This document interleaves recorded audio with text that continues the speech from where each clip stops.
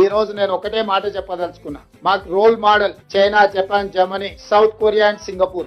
ఆ దేశాలు వేగంగా ఎలా అభివృద్ధి చెందినాయి, ప్రపంచ దేశాలలో బలమైన ఆర్థిక వ్యవస్థగా China, Japan, Germany, South Korea and Singapore ఏ విధంగా రాణించినాయో వాళ్ళనే ఆదర్శంగా తీసుకుంటున్నాం, వాళ్ళతోనే పోటీ పడదలుచుకున్నాం. మా పోటీ పక్క రాష్ట్రం ఆంధ్రప్రదేశ్, కర్ణాటకనో, తమిళనాడు, ఇంకో రాష్ట్రమో కాదు. మా పోటీ అభివృద్ధి చెందిన దేశాలే China, Japan, German, Singapore, South కొరియాతో మేము పోటీ పడదలుచుకున్నాము.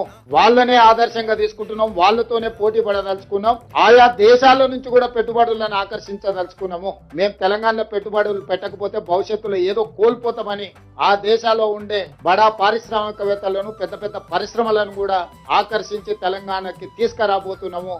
దానికి మీ అందరు సహకారం ఉండాలి. ఒక పాజిటివ్ అప్రోచ్ తో మనందరం కలిసి భవిష్యత్తు ప్రణాళికకు, ఈ తెలంగాణ రైజింగ్ 2047 పాలసీ డాక్యుమెంట్ కు మీ అందరు సహకారం ఉండాల్సిందిగా